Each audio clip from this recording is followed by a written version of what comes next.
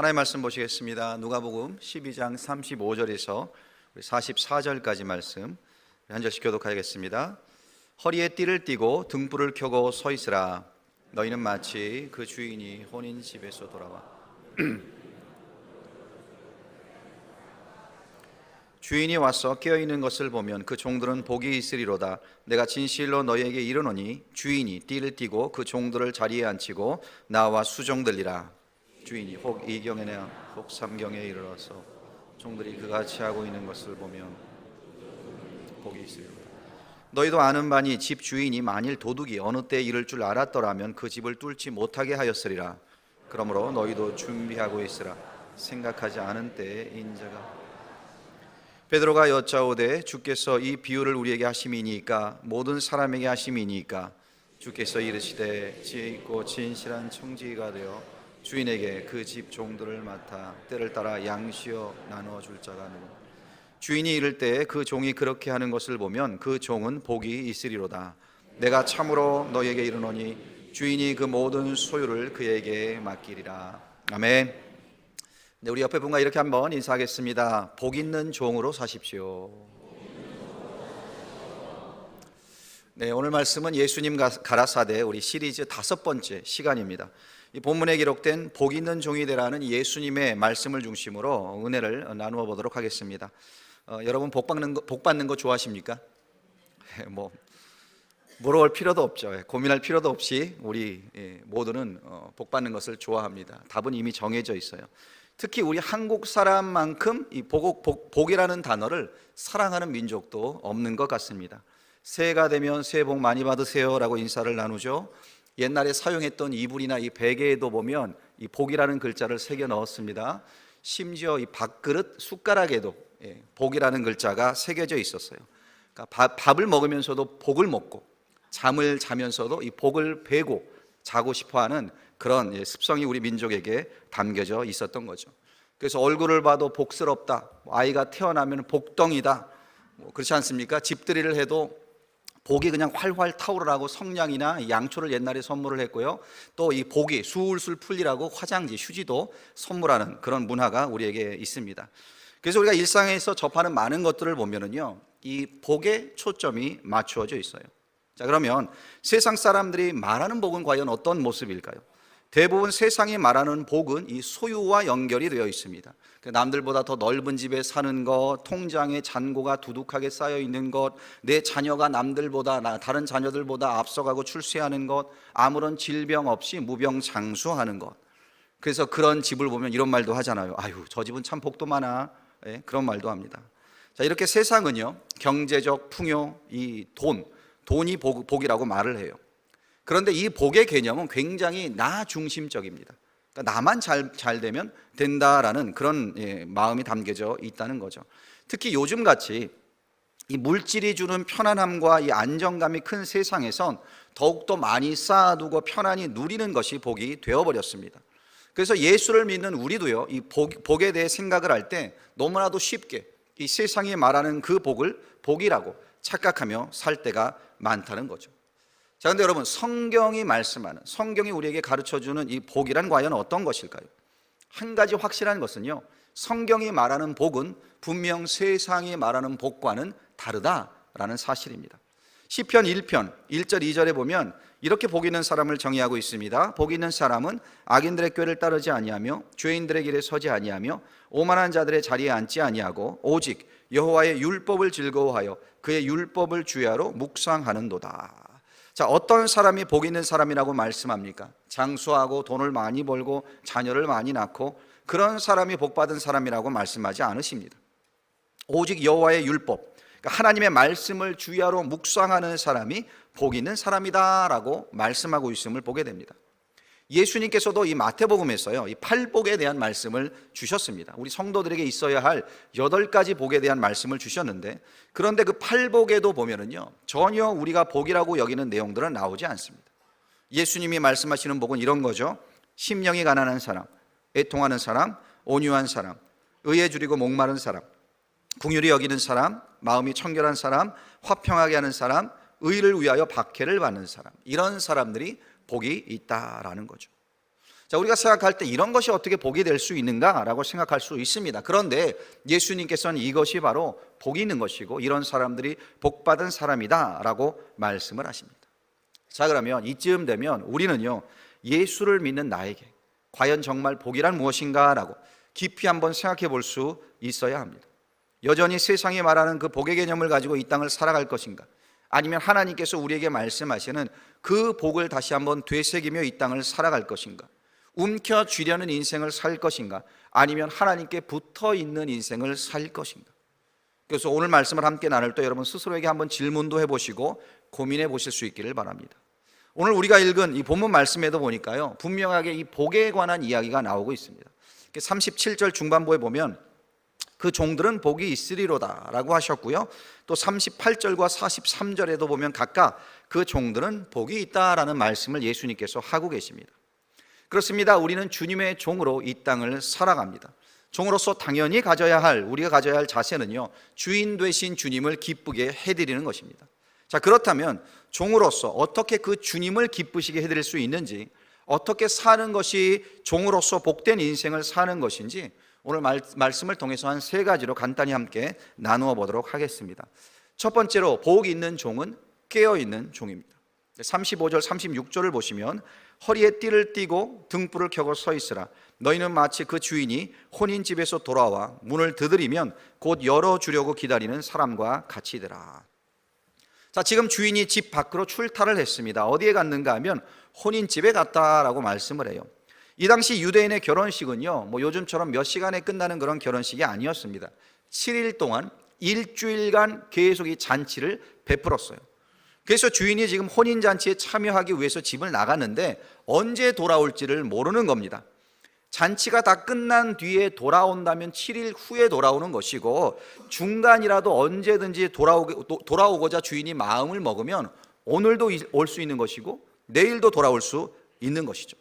요즘 같으면이야 뭐 문자를 하든 전화를 하든 내가 지금 집에 들어가니까 너희들 깨어 있어라 라고 주인이 종에게 얘기할 수 있을 겁니다. 그러나 이 당시에는 그렇게 할 수 없었죠. 그렇기 때문에 이 종들은 주인이 언제 돌아올지 모르는 그런 상황 가운데 주인을 기다려야만 했다는 거예요.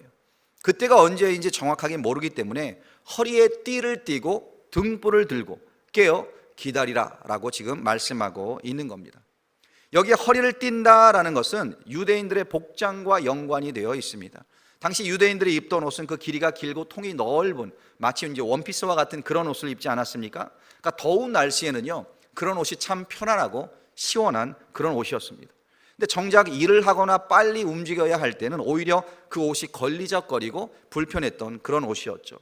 그래서 이 종들이 일을 하기 위해서는 허리띠를 바짝 조여 매어만 했던 겁니다. 그래서 여기에서 허리에 띠를 띈다라는 이 말은 언제든지 주인이 부르면 달려갈 수 있고 순종할 수 있도록 준비가 되어 있어야 한다라는 그런 의미를 담고 있는 거예요. 또 등불을 켜고 서 있다라는 것은 어두운 밤, 이 주인의 안전을 위해, 주인이 돌아오는 그 길을 비춰줄 수 있도록 하기 위해서 깨어 등불을 들고 서 있어야 된다, 그런 사명감에 대한 이야기를 하고 있는 겁니다.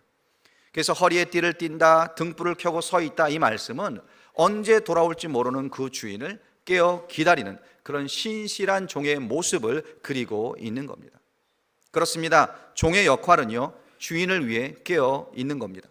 쿨쿨 잠을 자고 있으면 이런 일들을 할 수 없는 것이죠. 그리고 이러한 종에 대해서 37절은 이렇게 말씀을 해요. 주인이 와서 깨어 있는 것을 보면 그 종들은 복이 있으리로다.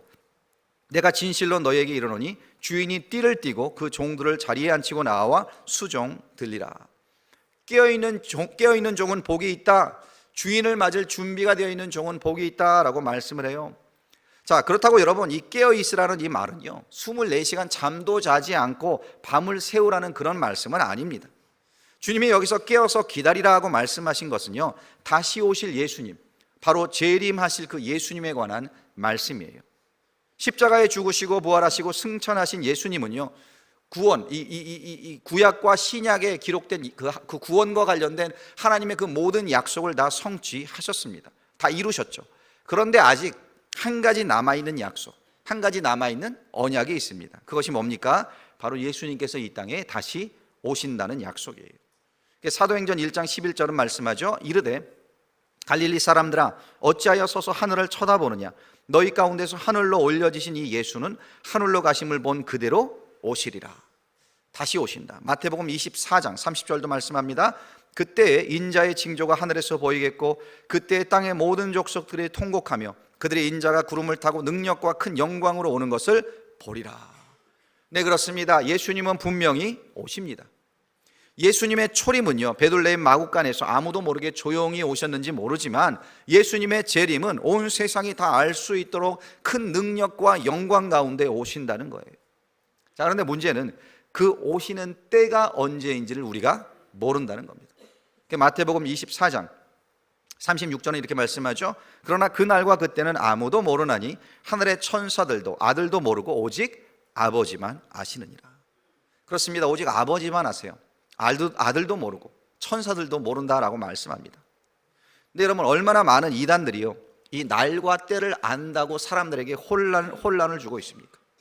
심지어 얼마나 많은 이단들이 스스로 재림 예수라고 하는 그 교주들을 통해서 사람들을 미혹하고 있나요? 그래서 여러분, 이 땅에 재림 예수라고 하는 사람은 100% 가짜입니다. 100% 가짜. 왜요? 예수님의 재림은 큰 영광과 구름을 타고 오시기 때문에 그렇습니다.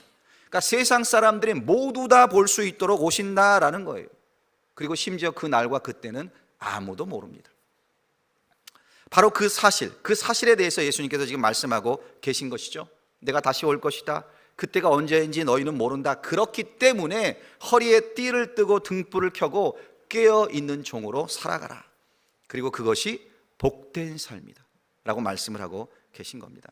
그래서 여러분, 여기 깨어있으라는 이 말은요, 주님이 언제 오시든지, 주님이 언제 나를 부르시든지 그 주님과 만날 준비된 자로 살아가라 라는 그 말씀을 지금 하고 계신 거예요. 그래서 주님이 나를 오늘 부르신다 할지라도, 오늘 밤 나를 부르신다 할지라도 주님을 만날 준비가 되어 있으면 여러분, 그 사람은 복된 사람인 겁니다. 여러분, 준비되어 있으시면 여러분들은 이미 복받은 사람으로 살고 있다는 거죠. 그래서 이 깨어있으라는 것은요, 육신적으로 깨어있으라는 말씀이 아닙니다. 영적으로 깨어있고 영적으로 준비된 것을 말하는 거예요. 그래서 깨어있다라는 것은 내 영혼의 상태를 아는 것이고요, 주님과의 만남을 준비하는 상태인 겁니다. 그렇다면 여러분의 영혼은 지금 깨어있습니까? 아니면 잠자고 있습니까? 주님과 만날 준비를 지금 다 마치셨습니까? 오늘날 하나님을 믿고 따른다는 사람들 중에도요, 정작 자신의 그 영혼의 상태에 대해서는 별로 관심을 갖지 않은 사람들이 많이 있습니다. 그냥 뭐 잘 먹고 잘 살면 되지, 아프지 않고 건강하면 되지, 너무나 세상적 기준의 복으로 여기면서 살아가고 있더라는 거죠. 그러나 정작 내 영혼이 어떤 문제에 처해 있는지, 또 내 영혼이 병들어 있는지 죽어 있는지 전혀 그런 데에 관심이 없는 그런 사람들이 너무나 많다는 거예요. 그래서 여러분, 나에게 이런 모습이 있다면, 우리에게 이런 모습이 있다면 다시 한번 주님 앞에 내 모습을 내려놓을 수 있어야 합니다. 누가 복이 있는 사람입니까? 영혼이 깨어있는 사람이 복이 있는 사람이라고 말씀을 합니다. 세상의 물질과 명예와 장수를 누리는 사람이 복이 있는 사람이 아니라는 거예요. 영혼이 깨어 있어서 주님이 오실 날을 기다리는 사람이 복이 있는 사람인 겁니다. 그렇다면 내 영혼이 깨어 있는지, 내가 복이 있는 사람인지를 다시 한번 신중하게 우리가 생각해 볼 수 있어야 합니다. 우리가 성경에 보면은요, 이 잠을 자다가 실패한 사람들의 이야기가 많이 나옵니다. 그 중에 삼손이라는 인물이 있죠. 나시린이었던 이 삼손은 긴 머리를 하고 있었습니다. 그런데 이 들릴라에게 속아서 그녀의 무릎에 잠들었다가 머리가 다 밀려버리고 힘을 잃어버리고 말았습니다.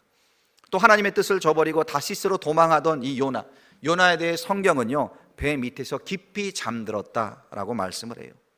겟세마네에서 잠들었던 베드로는 예수님을 3번이나 부인했습니다. 또 바울의 설교를 듣다 잠들었던 이 유도가라는 청년은 3층 창에서 떨어져 목숨을 잃었습니다. 여러분, 이 이야기들은 육신적인 잠을 이야기하는 것이 아닙니다. 영적인 잠을 이야기하고 있는 거예요. 깨어 기도해야 할 때, 깨어 말씀을 들어야 할 때, 깨어 복음을 전해야 할 때, 하나님이 깨어 있으라고 한 그때에 깨어 있지 못하면 영적으로 죽게 된다라는 그런 경고의 말씀인 거죠. 그래서 여러분, 영적으로 깨어 있기를 여러분 간절히 부탁드립니다. 깨어 있어야 합니다. 깨어남이 우리에게 복인 줄로 믿습니다. 깨어서 기도하시기 바랍니다. 깨어서 예배하실 수 있기 바랍니다. 깨어서 하나님을 찬송하십시오. 깨어 주님을 만나는 그런 우리 모두가 될 수 있기를 간절히 축원드립니다.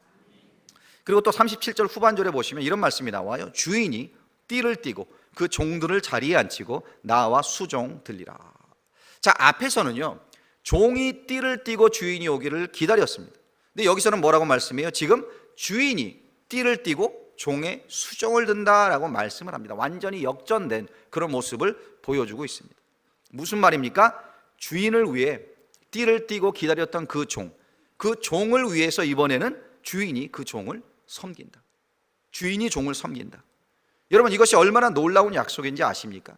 우리 인간의 머리로는 이해할 수 없는 그런 일입니다. 있을 수 없는 일이에요. 그런데 주님께서 지금 그렇게 하시겠다라고 약속하고 계십니다. 그러니까 여러분과 제가 깨어 있으면 주님이 우리를 섬겨주신다는 거예요. 하나님이 우리를 도와주신다는 겁니다. 자, 그러면 하나님의 그 섬김이 어떻게 우리 가운데 이루어질까요?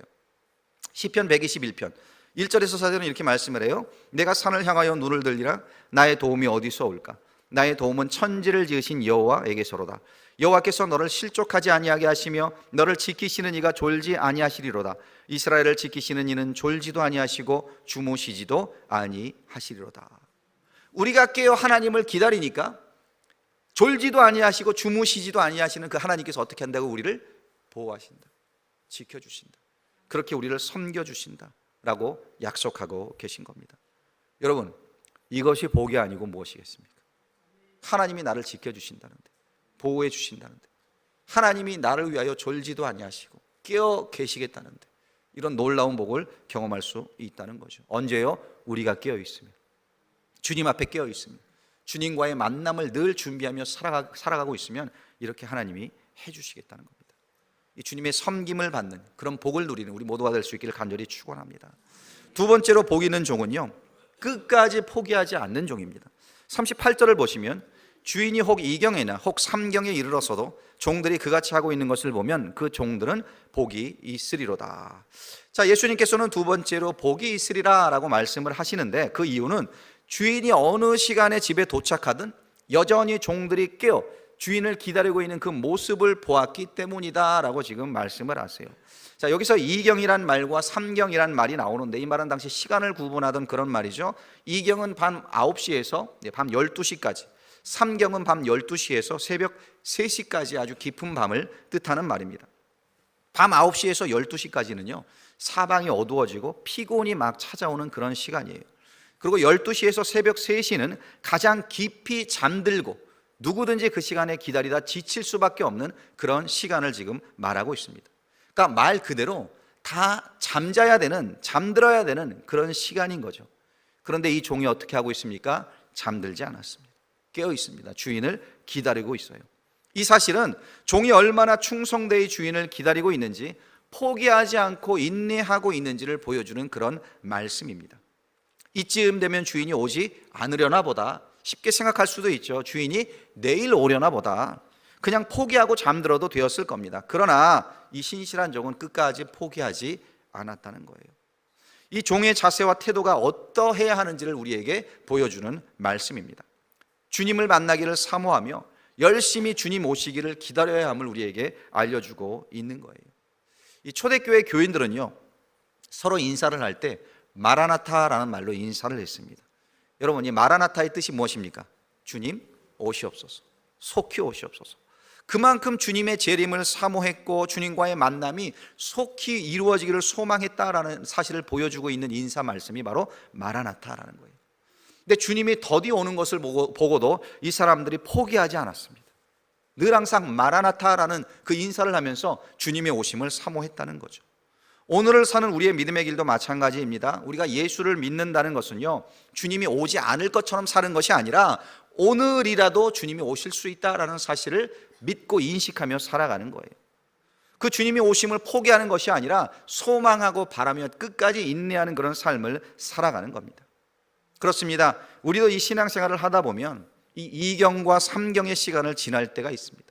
아득한 밤이 찾아옵니다. 기다리다 지치기도 합니다. 이제는 주님이 오시겠지, 이제는 길을 열어주시겠지, 이제는 나에게도 복을 주시겠지. 남편을 위해 기도하고 자식을 위해 기도하시는 분도 있습니다. 이제는 주님이 믿음을 주시겠지, 이제는 주님이 돌이키게 역사하시겠지. 그렇게 기다리다 지칠 때가 있어요. 그러나 여러분, 힘들다고 포기해서는 안 되는 겁니다. 길고 긴 그 밤의 시간을 지나서 주님을 만나게 되기 때문에 우리는 포기할 수 없는 겁니다. 그래서 이 주님을 믿고 따른다는 것이 무엇인지에 대해 마태복음 7장 13절 14절에 보면 예수님께서 이렇게 말씀하셨어요. 좁은 문으로 들어가라. 멸망으로 인도하는 문은 크고 그 길이 넓어 그리로 들어가는 자가 많고 생명으로 인도하는 문은 좁고 길이 협착하여 찾는 자가 적음이라. 많은 사람들은 넓고 쉬운 길을 택하려고 합니다. 빨리 가고 편안히 갈 수 있는 그런 길을 선택합니다. 그러나 주님을 따르는 길은 그런 길이 아니라는 거죠. 좁은 길입니다. 인내가 필요합니다. 끝까지 포기하지 않는 그런 믿음이 있어야 하는 겁니다. 사도 바울도요, 갈라디아서 6장 9절에서 이렇게 고백을 했습니다. 우리가 선을 행하되 낙심하지 말지니 포기하지 아니하면 때가 이름에 거두리라. 선을 행하되 낙심하지 말라는 거예요. 포기하지 않으면 하나님의 때가 이르면 그때 거둘 수 있다는 겁니다. 그래서 여러분, 믿음의 길은요 가장 값지고 소중한 길입니다. 그러나 이 길은 한 번에 모든 것을 이룰 수 있는 그런 길은 아니에요. 그렇기 때문에 절대로 이 길에서 포기하지 말아야 합니다. 그래서 마더 테레사가 아주 유명한 말을 했어요. 나는 한 번에 한 사람만 사랑할 수 있습니다 라는 말을 했습니다. 자, 어떤 기자가 찾아와서 어떻게 그렇게 많은 사람들을 돌볼 수 있었느냐라고 질문을 했습니다. 그때 이 테레사 수녀가 한 말이 바로 나는 한 번에 한 사람만 사랑할 수 있습니다 라는 말이었습니다. 무슨 뜻이냐? 처음부터 많은 것을 하지 않았다는 거예요. 그저 만나는 한 사람, 그 한 사람을 축복해주고 그 한 사람을 섬겨주었더니 결국에는 많은 사람을 섬기는 그런 삶을 살게 되었다라는 거죠.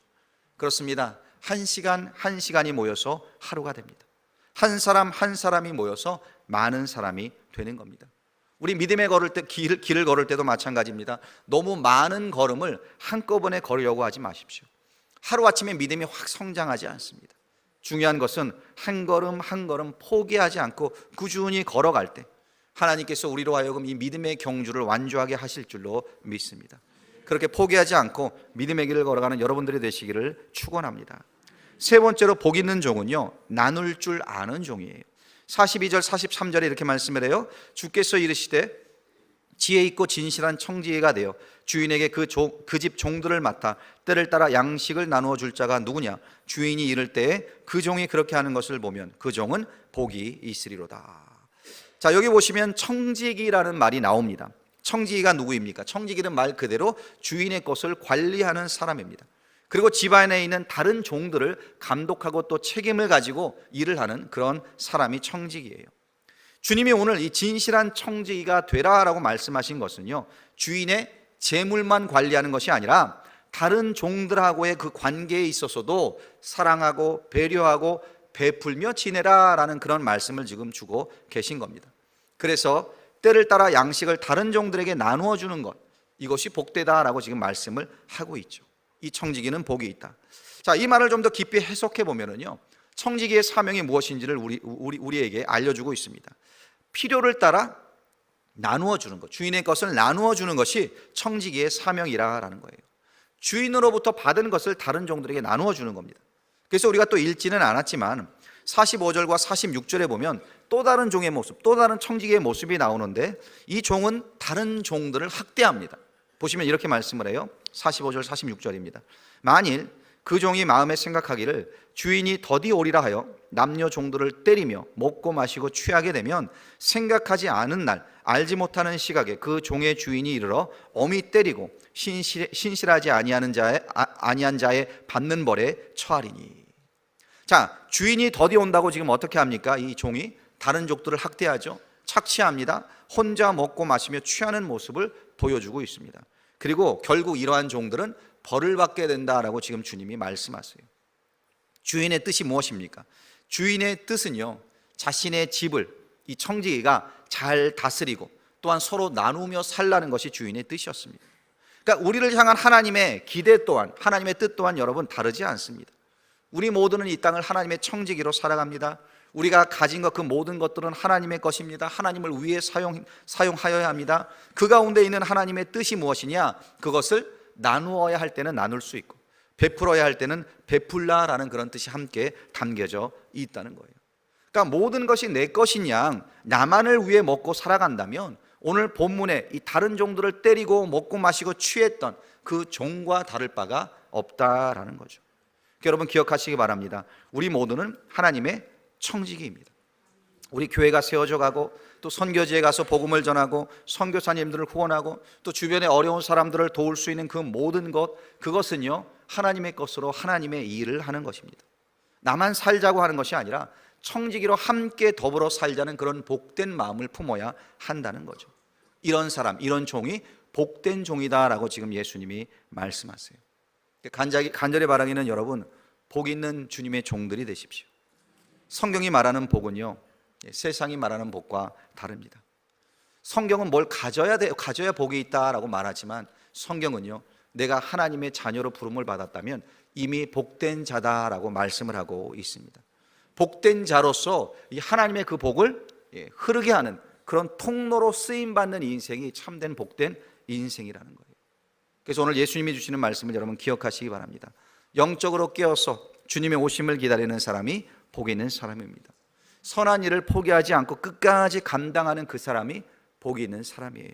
그리고 무엇보다 주님이 주신 것들로 나누고 베풀 수 있다면 그 또한 복된 사람인 겁니다. 우리 베들의 모든 성도들이 주님 앞에 이런 복 있는 종으로 살아갈 수 있기를 간절히 축원드립니다.